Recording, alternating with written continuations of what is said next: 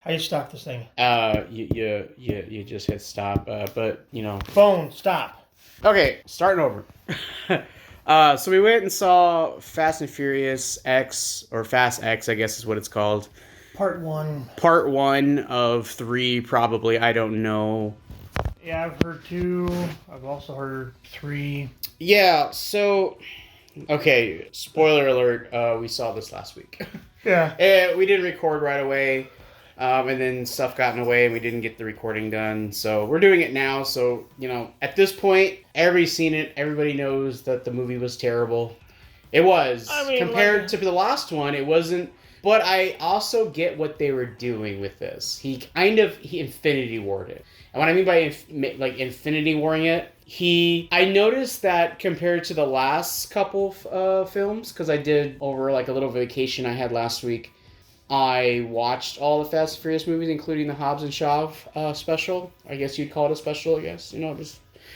And I noticed that when you compare it to Fast X, Vin Diesel's character was literally separated from everybody. Everybody was separated, which is how I almost said in-game, how Infinity War was. Everybody was separated, doing their own thing, and they ended up losing in the end. Now, whether or not, before the recording got stupid, we had to start over. Thankfully, we didn't get very far. You mentioned John Cena's. You don't believe John Cena characters died because he blew up. The car blew up. Let's face it. With everyone else, they brought back.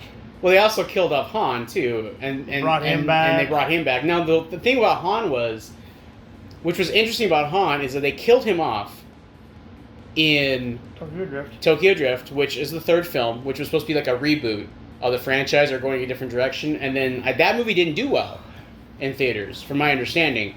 So then they did the reboot, or like what they call a soft reboot, with Fast and the Furious, because the first one was called The Fast and Furious. No, it was called Fast and the Furious.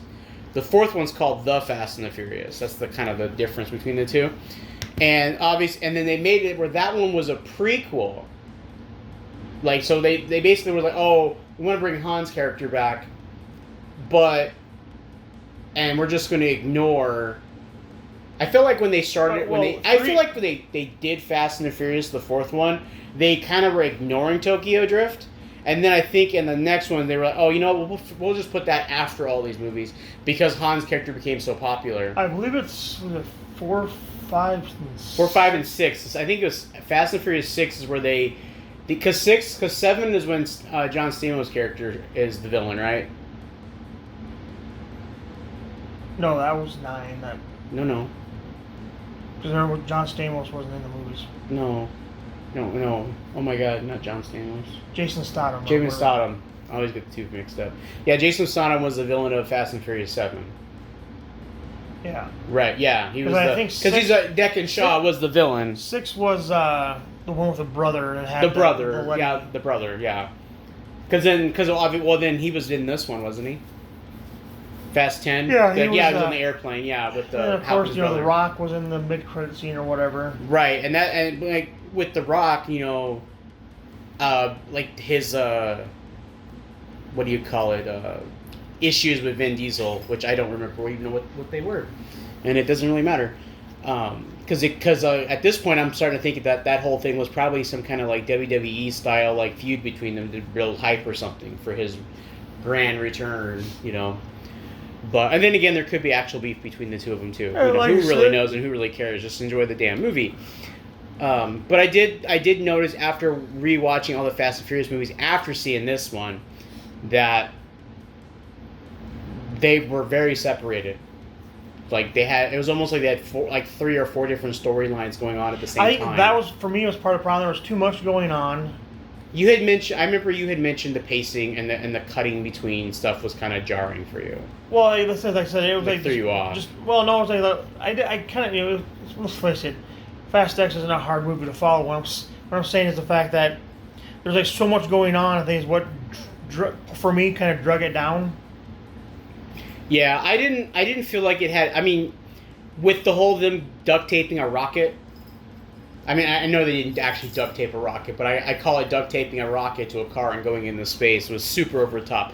This one didn't. They didn't really do anything in this one that was woo. I was like I said in not recorded review, I went in there expecting a lot of stupid shit, and There wasn't a lot of stupid shit. no, it was even stupider than I thought. Well, I mean, like, you know, like, I guess the Spider-Man swinging thing was kind of like, but that was in the trailer, so it wasn't like, all right, that was in the trailer. No, but it's like I said, I mean, they're bringing back characters that are dead. Like, oh hey, we want to bring everybody back. Whatever. Yeah. That's why I said I don't think Jacob is dead. You know, It's just that too much. You have I will say Tyrese's character Roman was kind of a bit like a dick and stuff in the other movies, but this one it was kind of a little more. a little more dickish. And I was like, no. I did like Taj. He was one of my favorite characters, kind of in throughout the movies. I like him. Ramses. The only thing I said. She's the hacker that created the God's Eye, right? Yeah. And I said, the only thing I complained about with her was that I liked her hair from the previous movies a little bit longer. But you know. Oh right, hairstyle change. Yeah. That's a stupid nitpick. I mean, it happens. The thing is, also with the kid, like 9, the kid was probably 4 to 6 maybe, and this one he's like maybe 10, and there's like no real thing saying like, oh, this much time has passed. I think the time of change. And what's funny is because it's been so long since I watched. Like Mia was supposed, like here's the thing, Mia and Brian were supposed to have a kid, but there's never any mention. No, you don't see any, a kid. They've had 2 kids. They had a boy and a girl. Here's my problem with Mia. Either they should just retired her character completely. She was actually in there for like not as long as she was in 9, which means she wasn't going around. She's only in there during the house scene where which you could have cut that in. Here's the thing: you could have cut that entire sequence out of just having Jacob take the kid, because that's what you ended up doing anyways, having Jacob show up to take the kid. So if Jacob was showing up to take the kid and he was already prepared for a fight, and she really wasn't, they're just playing video games. Yeah. You know, so it's just one of those things where it's like, you know, you probably could have you could have cut her character out, and what makes it jarring for me, and kind of made that scene pointless, or having her show up pointless, was the fact that you don't have Brian. And I get it. There's no Paul Walker. He's been gone since 2012. So a long time. It's a long time now. But let's find out. Hey Google. But and what's even makes Walker die? It makes it even, well, it was whenever Fast 7 came out. Hey Google. When did Paul Walker die? Paul Walker died on November 30th, 2013. Okay, that was pretty close. And it was actually 8. Oh, it was Fast. Oh yeah, right. It was Fast 8. Yeah. The problem I have with them bringing her character back and having zero mention of the daughter, which might be 4 or 5 at this point, and then the son, which would probably be about maybe a little younger than the other kid. Nope, he'd be older. Or he'd be older. Yeah, he'd be older actually. The issue that I have with it is that in Fast 9, the movie ended with them having like their barbecue that they always do at the end of these movies. Yep, and they have a tease of his car pulling up, and it's like, oh, Brian's finally shown up. And I thought they were like maybe have his brother do one of the stand-in or something, which he did do in this movie when they reshot scenes for. No, I think that was already pre-existing. Well, there was a couple. Well, it might have been too. Like I said, we said the last time, it was probably could have been like unused footage, whatever. Either unused footage or like the reason why I thought it might have been reshot footage, because in the when they were doing like pulling the chains to the safe and the flashbacks. Well, you could they were cutting away from Brian's face really quickly. We weren't really getting a good shot on his face. Had something like a double being his back. Well, like I said, his brother did one of his brothers did the stand-ins for. I think if I remember correctly, I believe it was both his brothers had done some stand-in. They did stand-in when they CGI'd his face. But I mean, you can get anybody to be someone's. Well, no, I think they were part of this production. That's why I thought was weird. And again, too, who knows? They might have shot a lot of footage and they didn't use it for this film because it's going to be used in the next film. Because there was a director problem in this film too. The director who's directed pretty much all of them. Justin Lin, I believe. They switched role. They switched directions. Oh no, he midway through production. Yeah, he filming, he didn't like the way they were wanting things done. I believe, if I remember hearing correctly, and he said he was done. Which is weird because I think he directed 9, 8, and I think 7 too. He directed quite a few. He's done quite a few of them. Now I've seen like fan made posters and and fan stuff saying that Brian's going to show up in the next one and be a central part of the next one. And I'm like, it's been, how long has it been since the Mandalorian season 2 with the Mark Hamill, Luke Skywalker they brought deep in fake? they brought in the deep fake guy. And they brought the deep fake in to make it better. So, and obviously that's Disney, but I mean, how far has deep fake technology gotten since like 20? The thing is, you'd have to get his voice too. I mean, yes, I'm sure there's technology out there that could.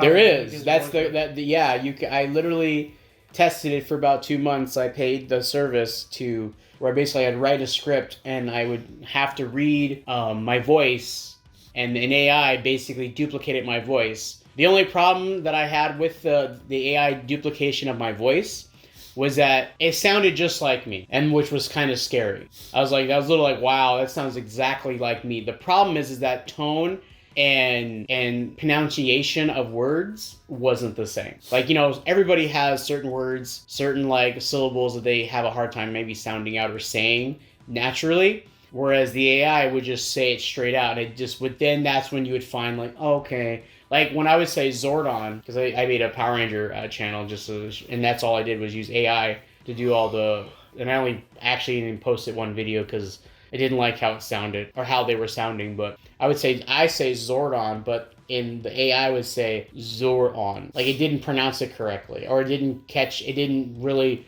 And this is just like a $20 a month subscription to an AI service like application. So you can imagine what a Hollywood company that's got millions of dollars that can throw at, or even like companies that have millions of dollars to throw into AI voice technology, what they can actually accomplish. You could even have like one of the brothers read up the lines, and then all of Paul Walker's lines from every single movie he's ever done can be fed into an AI, and they can spit out a voice combination of his voice. So it can be done, whether or not it's like they did Tarkin, but that was actually good because they kept him in the dark and his scenes were very quick. And the one thing that people pointed out which made him look really good was that most of the talking points, his head was turned, so you weren't seeing the lips moving. Whereas like with the Leia, I remember you pointed out, you said you didn't like Leia's cameo, or with the de-aged deep fake, because it wasn't even her; it was a stand-in. No, yeah. So that one there, it was you could tell. Okay, so I guess my question was Rogue One done before Carrie Fisher passed away, or did she? It was after. Oh no! I'm sorry. I take that back. It was before, right? It was before, because when she had seen that footage, she thought it was like something that they had done on Star Wars, and then right. Never used. Yeah. So like and they started using deepfake technology in movies in Rogue One when they did Tarkin and a young Leia, even though the de-aging wasn't that great. And they even did it in Captain Marvel, which I thought that was awesome, actually. They de-aged Samuel L. Jackson. Oh. I thought it was done. And they also de-aged Coulson, too. Even though his scenes are very limited and they didn't have him in there a whole lot. Samuel L. Jackson was one thing, but yeah, him you could actually kind of tell because, like, let's face it, you've seen the actor in the movies and shows. Yeah, so whether or not they're actually going to go out and deep fake or whatever you want to call it, Paul Walker, to bring Brian back in the next one, I don't know. I almost feel like they should have killed his character off or something, or like if he's gonna be retired, if that was the whole point, like his family, he's gonna go off and run his family and have his family and not be part of the the missions and all the stuff they were doing. But then Mia keeps showing up, so it's like, why is she showing up and he's just hanging out with the kids? I understand for like production wise why they've done that. Because Paul Walker is not here anymore. But for story point of view, it doesn't make sense. It's like I said, I do believe in, I want to say, I think Fast 9 was actually supposed to be the last one. That's why they had like everyone that was in the franchise back. Yeah, because that's when they revealed Han was back, and they revealed the whole that Shaw had actually not killed him. Well, I think... Or he escaped somehow. Well, thanks to Nobody. Or Mr. Nobody. Oh, yeah, it was Mr. Nobody that actually helped him get out, or anyway, told him he was coming, so he was planned for it, To get back, like I said, oh yeah, and they had the kid from Tokyo Drift too in it. And that was another. And and the other kid who was with him that was selling the shoes. Yeah, I don't remember the character's name. Twink or was it Twinkie? Something like Twinkie that. Or Twinker. But no, like I said, as far as like the rest of the movie, was it Pete Davidson or I believe his name was. That scene was alright. It wasn't one of those like overly like, oh hey, I'm the guy from Saturday Night Live. He played his character pretty well. Yeah. But I'll flat out say the only main thing that made that movie watchable for me was Jason Momoa. His character just a little over. It was way over the top, but it was he had to have fun doing that, especially the corpse scene. And of course, oh god, and fucking Homeboy. Oh my god. That dude coming in like, hey, you think this movie's gonna be good? It's like, I don't know. I'm expecting it to be stupid. Oh, I'm only here for Jason Momoa. Which Yeah, is great. so we met. When I say we met, a guy who was at the theater was sitting like I think a seat or two away from us, and started like before the movie started asked us like if we were fan. I think he asked if we were fans of the franchise or he was. He had mentioned he was only here to see Jason Momoa And I said that whole time where I mean, they could have had just dummies playing, or they could have actually had the actors playing their corpses. But the whole time he kept going, those are mannequins. There's got to be mannequins. There's got to be like, I was saying, Homeboy, you ain't never seen a movie before. And that and the fact the whole when the trailers were rolling, he was getting upset that there's more trailers. Like, dude. Yeah, it was probably Let's put it this way: like back in the '80s, they'd have like a trailer that was for the movie company, that for the movie you were watching, and that was it.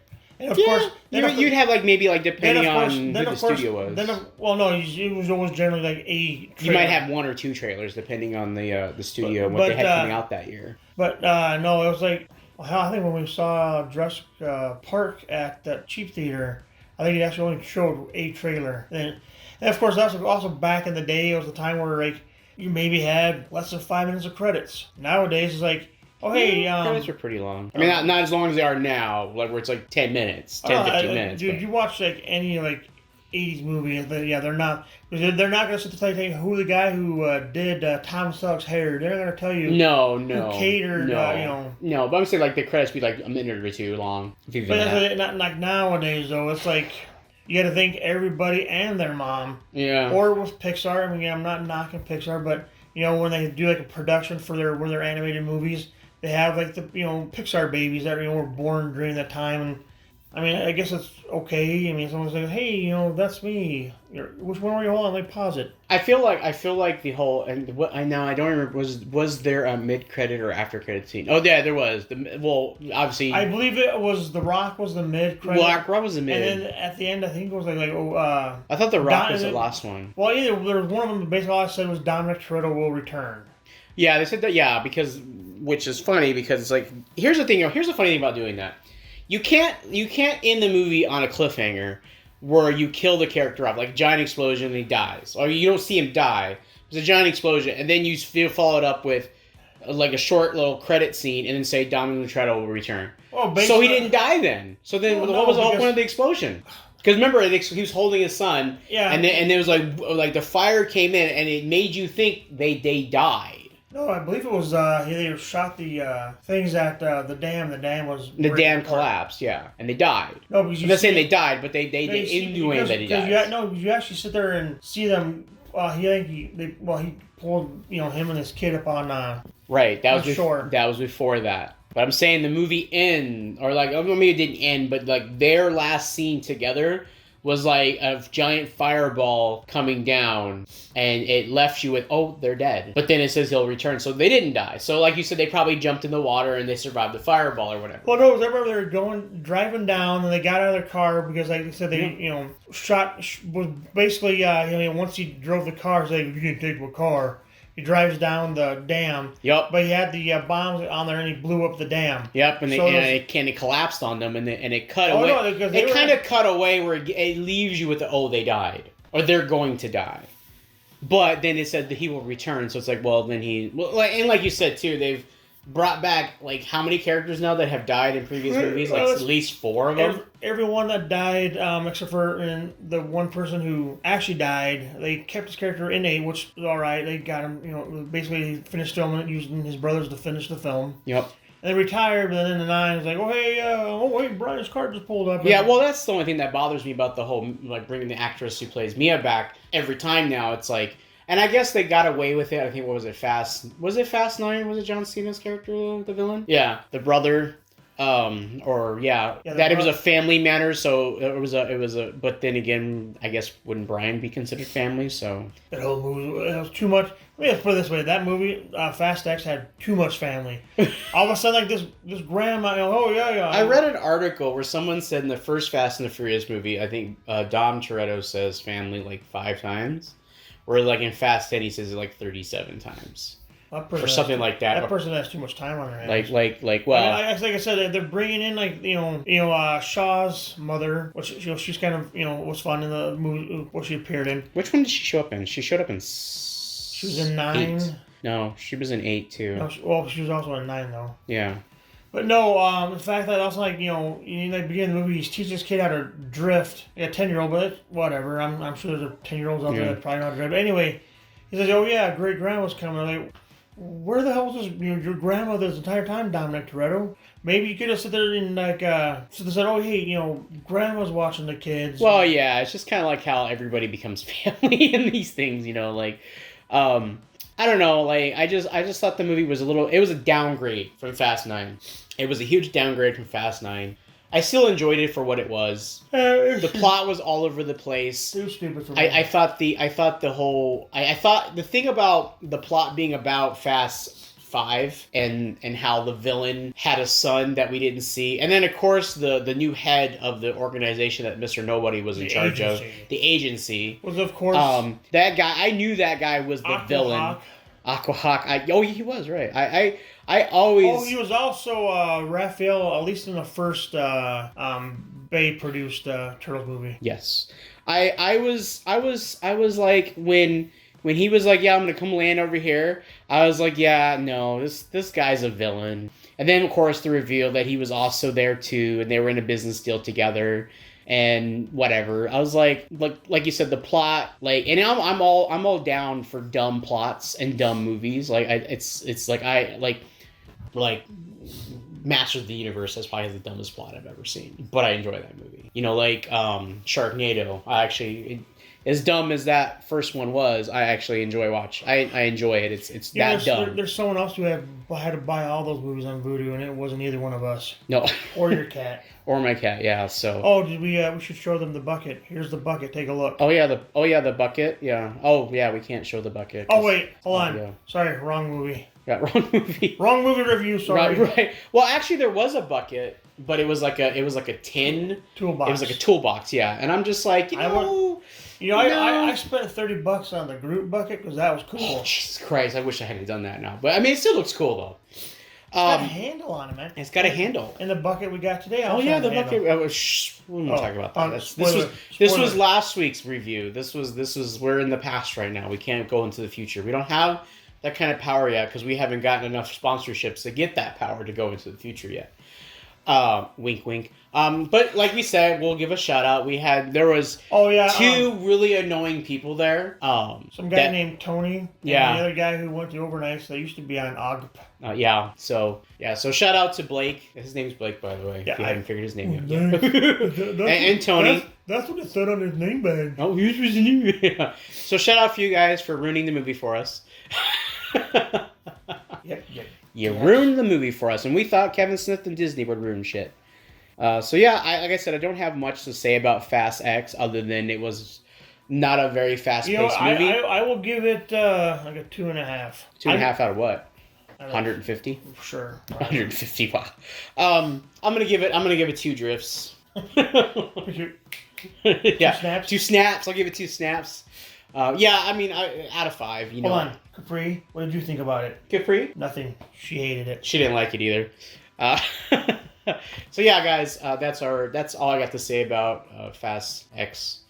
Go watch it. It's still in theaters, unfortunately. It'll be on Vudu pretty soon for $30, or you can rent it for $25. Not hitting on anything. Mario. Whoever came up with that scheme is brilliant because I know people have watched it. I'm pretty sure I know at least one person who's either bought it for $30 or rented it for $25. Yeah, and you do you, man. Like, hey, you got that kind of. Disposable income.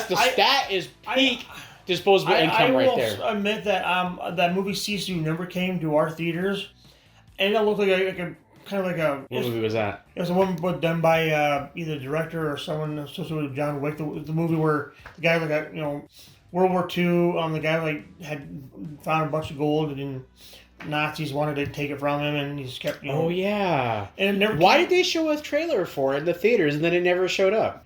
I don't know. I will admit that I bought it. What's up? Yeah. 2 or 3 weeks ago. It was on Vudu. It was like one of those Fandango at homes. I go.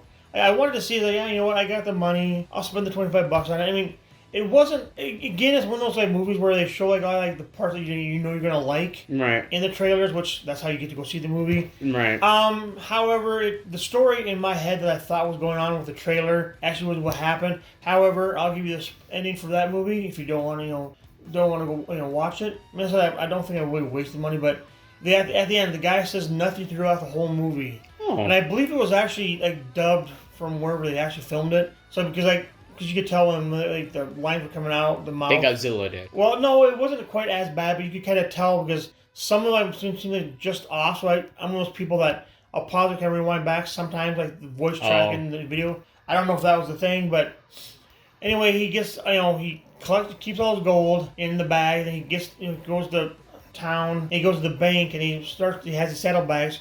It blew the horse the F up. I mean... It's as good as a guy getting hit in the head in a plane. But no, anyway, he dumps the gold out and says, "I like bills. I would like it all in bills. It's been heavy to carry around." I go, "Ha, that's funny." Oh, right. I probably butchered the line, but it's basically... No, you're all good. He goes there, he wants to cash out the gold, get cash, because it'll be easier to carry Carry the cash, right? But there you go. I've seen the movie, so now you don't have to. No, you don't have to.